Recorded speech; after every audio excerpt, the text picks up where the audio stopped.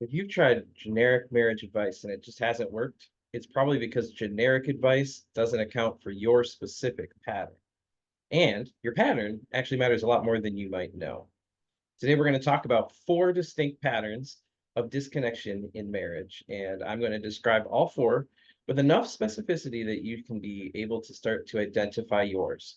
By the end of the video, hopefully you'll be able to name what's happening in your marriage in a new sort of way, and you'll see why naming it is the first step. Hi, my name is Jordan Johnson. I'm a licensed professional counselor, and I specialize in attachment-based marriage work, specifically for Christian couples looking to integrate biblical truth with attachment theory. And this channel is for Christian wives who are struggling in their marriage. They're looking for answers to describe why they're feeling what they're feeling.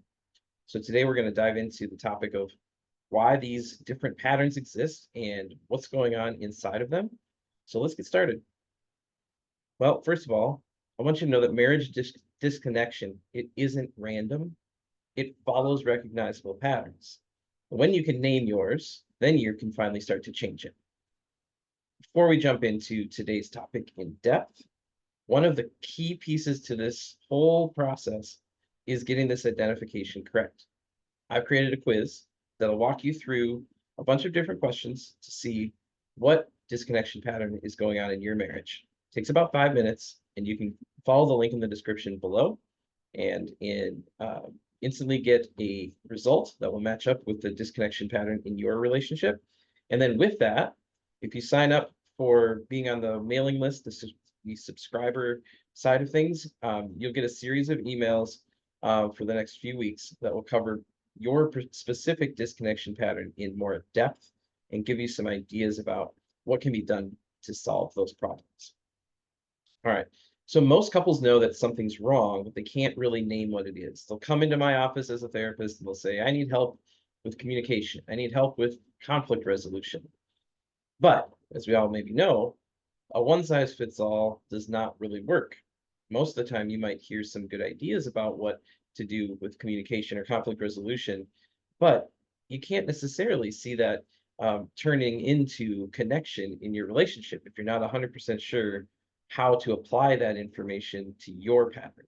So what we're trying to do here is really get specific about the patterns you're in so that you can be able to come up with really helpful approaches that will give you the outcomes you're looking for, specifically better emotional connection.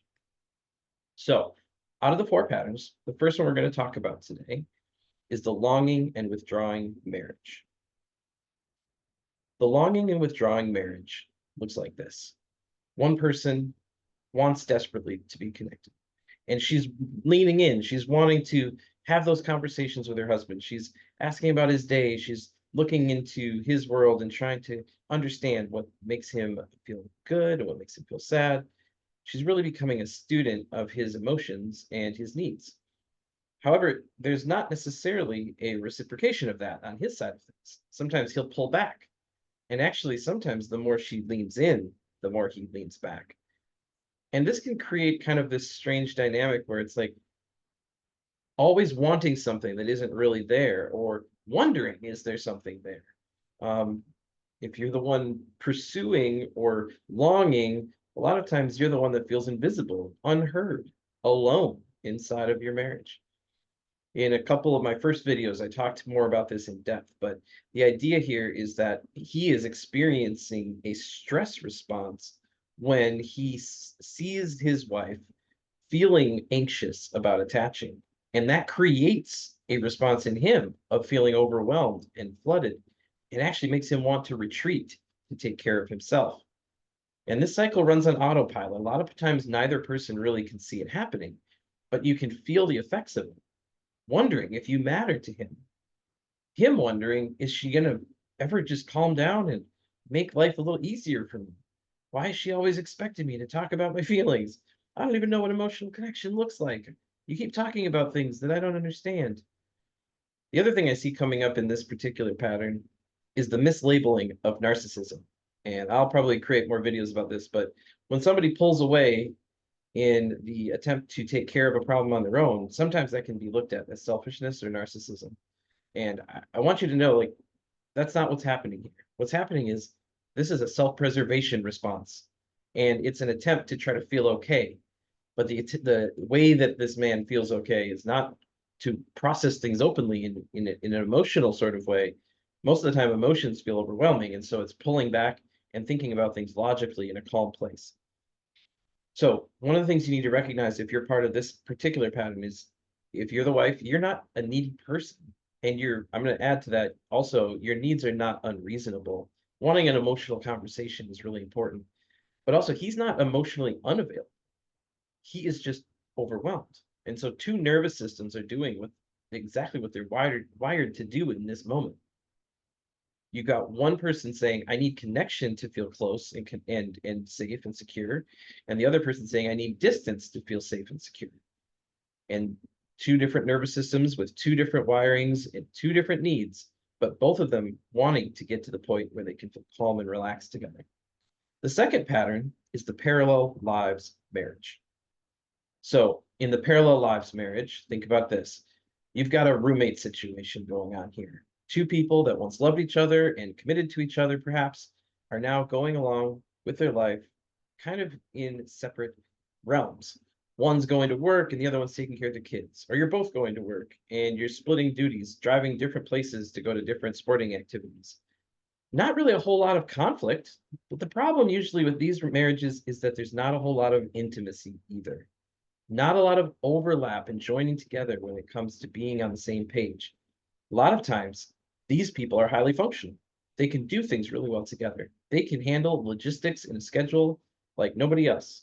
However, the challenge is they often take those logistics and they put those on the top priority level and they lose the opportunity to prioritize their marriage. So what we end up having is two people feeling like they're both putting in a lot of effort and energy towards the family, but not necessarily feeling closer together at the end of the day. The other thing that sometimes you'll hear in this is, well, we don't ever fight. There's no conflict. I think sometimes having a little bit of conflict is actually much healthier than not having any at all. And it really comes down to what's the point of conflict and what does conflict bring out? A lot of times, conflict calls out a pattern that's not healthy so that you can actually fix it and get back into connection. So, what ends up happening is comfortable becomes the ceiling rather than the floor. So, if I'm feeling comfortable, I'm good. Just keep doing my own thing. She'll keep doing her own thing. Everything's good. Maybe the budget runs well. Maybe the kids do well. Maybe the life looks good from the outside looking in. And the challenge here is how do you call out a pattern that isn't closely connected if everything else is working well? This one oftentimes goes under the radar. But I hear people talking about this when they come to counseling. They say, I don't know what to do with myself. My kids are about to graduate, and me and my husband feel like we're just roommates. We don't really know each other. We're sleeping in separate rooms. We have separate bank accounts. We aren't even doing the same kinds of, leisure activities. He's watching sports, and I'm, doing another hobby with my friends, or I'm leaving the house to go do something social. These are situations that develop slowly over time, but can create a big rift if you add this all up over the years. Pattern number 3 is the collision marriage. This one would be the high conflict. Things go escalating very quickly, and arguments can sometimes pop up over very little things. May look like from a fly on the wall's perspective that there's no reason for these people to be yelling this much over that small incident. But the challenge here is not so much to say, oh, looks like the conflict is happening. We must be in a really bad spot. Really, what's happening is there is a lot of communication in a negative sort of way, which does actually produce some connection sometimes. Sometimes there are repair opportunities that go well. But the challenge here typically is that the conflict levels are so high that the main emotion that's happening between two people is actually anger. And when anger is the only emotion being expressed between two people, there's not a lot of bonding. And so when bonding happens, usually there's a calming down of the emotions and there's a sharing of more vulnerable feelings with each other. That's where real repair will happen. But when you're in a conflict mode in the collision marriage, usually the intensity is actually damaging to the connection itself. it makes it difficult to see the other person as a safe, secure person to connect with in a vulnerable sort of way. And a lot of times we miss out on the opportunities that are being presented by our partners in these modes to actually attach and meet each other's needs. A good example of this would be a couple who's arguing. They're bringing out their things that they have against each other, and it'll be a little, you always do this, you always do that. And instead of actually saying, I'm feeling lonely right now, I'm actually really scared about the future of our marriage. I'm concerned that if we get a divorce, I'm not really going to know what to do with myself. But I also feel scared because I don't know how to control the situation. So, if both people were to talk about their scared, lonely, sad, and concerned feelings, they'd have a totally different conversation. And that's actually what their attachment need is, to talk about vulnerable things and feel like they're on the same page. But in a high conflict situation, most of the time, the anger response, the fight or flight response of a survival mode, you go to the fight response, it takes over. And when you go into fight mode, your limbic system, which is the threat detection, threat response center of your brain, it shuts off your access to your logic, to your cognitive processing in your frontal lobe. Your adult brain, your frontal lobe gets shut down completely.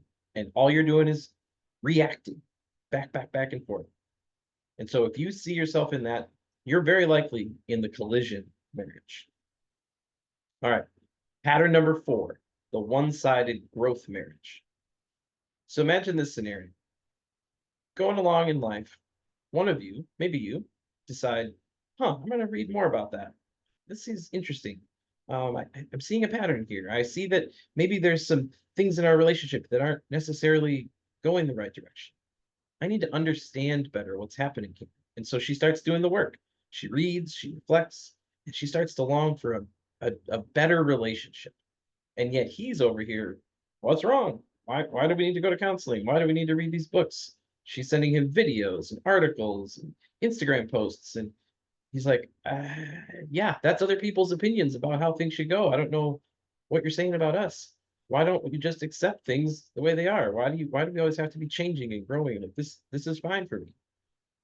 And so he can maybe support some of the new learning, but it just doesn't seem like he cares enough to do anything. And if you're the wife in that situation, there begins to be a gap, and the gap becomes growing and growing and growing. And when you get to that point where you feel like he just doesn't care about you anymore, that you don't matter to him anymore, that really he's not investing in the relationship, so maybe this relationship doesn't have a chance, you start to feel very lonely. And this is the one-sided growth relationship pattern. It's, will he ever be able to meet me where I'm at? I've done so much learning and growing and developing, and he's way over here. It's like painful to try to bring him up to speed. I keep coming up with new ways of trying to teach him things that I'm learning, but he just doesn't seem to be so excited about it. And that hurts, right? Because when you are excited about something, you want your partner to also be excited. This is the kind of marriage that has a lot of potential, but needs a jump start.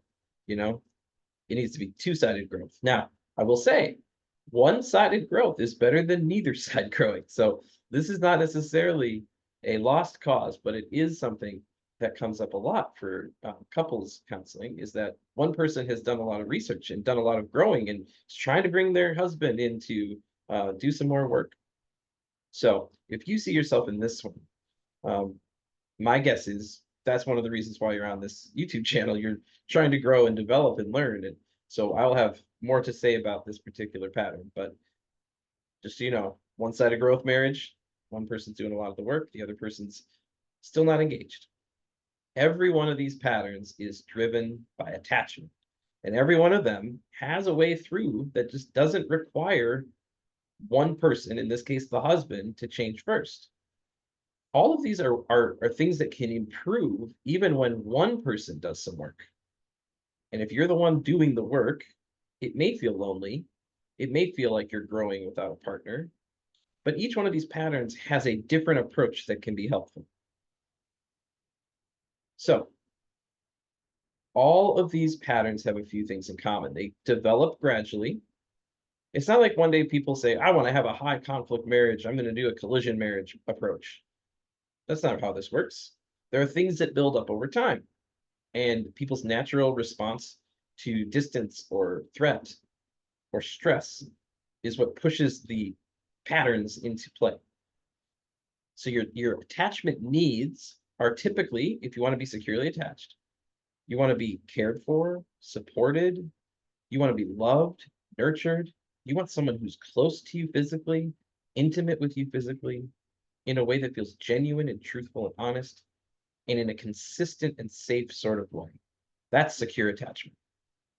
When you have a history of people who were supposed to be that for you that were not there for you, it can bring the current relationship that you're in into a different sort of attachment pattern.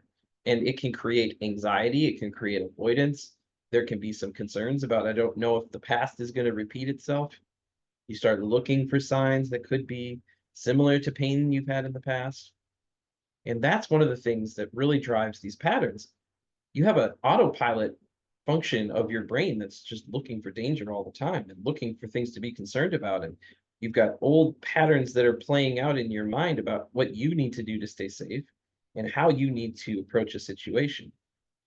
And so they all will respond positively to developing a secure attachment, right? So if we work towards, with any of these four patterns, if we work towards two people showing up for each other, building each other up and meeting each other's needs consistently, all of these disconnection patterns can start to change. So which pattern is yours? Is it the longing withdrawing marriage where you're pursuing and he withdraws? Is it the parallel lives marriage where you both feel like you've quietly disengaged and you're just roommates again? Are you in the collision marriage where you have high conflict and fast escalation? Or are you in the one-sided growth marriage where you're growing and he seems to be completely checked out? If you're still wondering, you want some confirmation, or if you just want to get those emails that really talk in depth about how to deal with these patterns, feel free to go to creating-connection.com/quiz. Take the 5-minute quiz. It's free. You don't have to keep living in the pattern. And you specifically need to understand the pattern. You got to name it. If you understand it, that's the first step to changing it. All right, so thanks for watching. I really appreciate sticking with me till the end of the video. I want to help you get to a new stage in your relationship, identifying about your specific disconnection pattern, getting some insights into that pattern, and sticking around for more education videos like this to really understand why things go the way they do. Till next time, thanks for watching. Take care.